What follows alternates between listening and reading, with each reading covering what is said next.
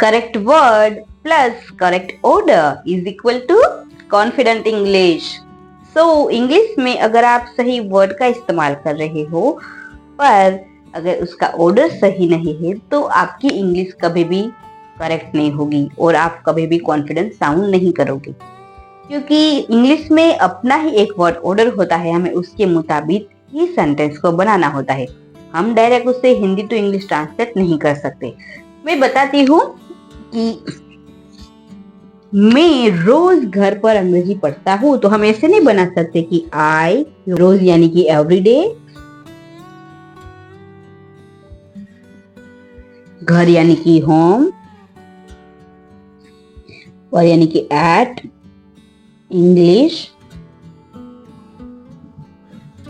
Study. तो ये गलत होगा। सही ऑर्डर क्या होगा? सही सेंटेंस आई स्टडी इंग्लिश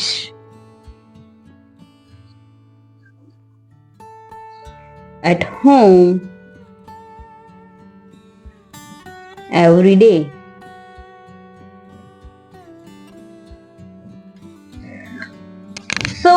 अगर आप ये सेंटेंस बोलोगे तो कोई आप पर हंसेगा क्योंकि ये गलत है, तो हमें सेंटेंस ऐसे बनाना है। तो आज हम यही सीखने वाले हैं, और अगर आप ये सही से सीख लोगे ना तो आगे जो हम पार्ट ऑफ स्पीच की सीरीज शुरू करने वाले हैं उसमें भी आपको ये बहुत हेल्प करेगा, और जब हम टेंसेस सीखेंगे तब भी आपको ये बहुत हेल्प करेगा। So welcome to step to English with Reena, and आज हम सीखेंगे बेसिक वर्ड ऑर्डर। सबसे पहले हमें समझते हैं कि what is basic word order.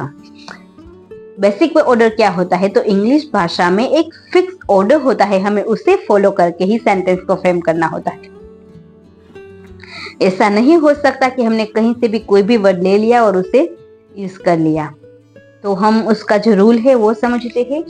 Main rule of English sentence. English sentence का मेन रूल क्या है? सब्जेक्ट वर्ब ऑब्जेक्ट, SVO हम शॉर्ट में कहते हैं। तो सब्जेक्ट यानी कि जो काम करता है ना, वो करने वाला कौन। वर्ब यानी कि क्रिया, जो काम हो रहा है वो, एंड ऑब्जेक्ट यानी कि जिस पर काम हो रहा है वो। तो हम एग्जाम्पल की मदद से उसे क्लियर करते हैं। तो चलो आगे बढ़ते हैं। अब हम उसे एग्जाम्पल की मदद से समझते हैं। आई ईट फूड। तो यहाँ पहले क्या है? सब्जेक्ट, उसके बाद ईट यानी कि खाना, कोई क्रिया है यानी कि वर्ब, एंड फूड यानी कि जिस पर काम हो रहा है यानी कि ऑब्जेक्ट।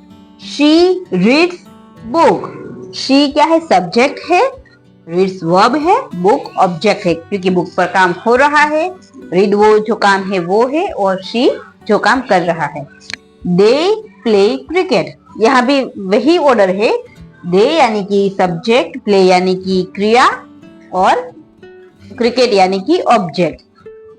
अब आगे देखते हैं। ईट आई फूड। तो यहाँ आपने देखा कि ईट वो क्या है? वो क्रिया है, आई वो सब्जेक्ट, एंड फूड ऑब्जेक्ट है। पर ये गलत ऑर्डर में लिखा है तो ये सेंटेंस गलत होगा। Book reads she. तो ये भी गलत ऑर्डर है क्योंकि यहाँ पहले ऑब्जेक्ट है, उसके बाद वर्ब है, और उसके बाद सब्जेक्ट है। तो ये सेंटेंस भी गलत है। तो आपने देखा कि इंग्लिश सीखने में ऑर्डर का कितना महत्व होता है। और अगर आपको ये जानना हो कि सिर्फ सब्जेक्ट, ऑब्जेक्ट एंड वर्ब के अलावा कोई जगह का मेंशन किया हो या फिर टाइम का मेंशन किया हो तो हम उसे कैसे सीखेंगे, तो वो भी मैं आगे आपको बताती हूँ।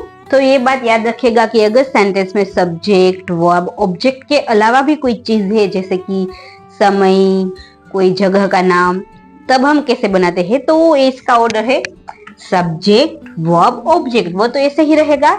ये जो जगह और टाइम हमें उसके बाद लिखना है। तो पहले प्लेस का नाम आएगा, उसके बाद टाइम आएगा। ओके, सेंटेंस देखते हैं। आई स्टडी इंग्लिश, ये तो हमने आगे सीख लिया था। अब घर पे सीखती हूँ तो पहले जगह का नाम आया और एवरीडे यानी कि समय बताया।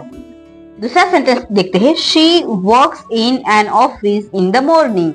शी वर्क्स इन ऑफिस यानी कि वो जगह का नाम है, और इन द मॉर्निंग यानी कि समय बताया है। तो अब मैं आपको हिंदी टू इंग्लिश ट्रांसलेट करके भी दिखाऊंगी, तो आगे बने रहेगा। हिंदी टू इंग्लिश ट्रांसलेट करके देखते हैं। मैं रोज घर पर अंग्रेजी में बात करता हूँ। सो ये मे क्या है, वो हमारा सब्जेक्ट है यानी कि आई, पर जो काम है वो हमें देखना है यानी कि वर्ब। तो वर्ब इसमें क्या है, बात करना यानी कि कम्युनिकेट इन इंग्लिश। किसमें बात करते हैं, इंग्लिश में। पर उसके बाद हमें लिखना है जगह यानी कि घर, एट होम, टाइम, रोज, एवरीडे। तो आपने देखा यही चेंज होता है जब हम हिंदी में से इंग्लिश में ट्रांसलेट करते हैं। हमें इस ऑर्डर को याद रखना है और उसके मुताबिक हमें यहाँ लिखना है। और आगे हम देखते हैं कॉमन से मिस्टेक हम कहाँ करते हैं वो समझते हैं। अभी आपके सामने 2 सेंटेंस लिखे हुए हैं, आपको मुझे बताना है कि कौन सा सेंटेंस सही है और कौन सा गलत है। ऊपर मैंने ये जो ऑर्डर है वो भी लिख रखा है, तो आपके लिए समझना आसान होगा। चलो, I everyday English study, I study English everyday. तो कौन सा सही है, या यू आर राइट, ये सेंटेंस गलत है। ये सही है क्यों, क्योंकि इसमें पहले सब्जेक्ट आया है, उसके बाद वर्ब आया है, उसके बाद जो ऑब्जेक्ट है इंग्लिश वो आया है, उसके बाद टाइम आया है। क्योंकि यहाँ जगह का मेंशन नहीं हुआ है तो यहाँ वो नहीं आया है। ओके, अब मैं आपको ये बताती हूँ कि अगर हमें क्वेश्चन सेंटेंस फ्रेम करने हैं तो इसमें क्या चेंज होगा। तो चलो देखते हैं। अब हम देखते हैं कि ये जो सेंटेंस है उसको क्वेश्चन बनाते हैं तो इस ऑर्डर में क्या चेंज होता है। तो यू लाइक टी, यही है subject verb object, right. You like T question बनता है तो हमें पहले हेल्पिंग वर्ब की जरूरत होती है। हेल्पिंग वर्ब तो लगेगा डू, उसके बाद ये सेम लग जाएगा, यू लाइक टी, पीछे क्वेश्चन टैग लग जाएगा। दूसरा सेंटेंस है शी वर्क्स एट होम, तो शी के साथ क्या लगेगा, डज, डज शी वर्क।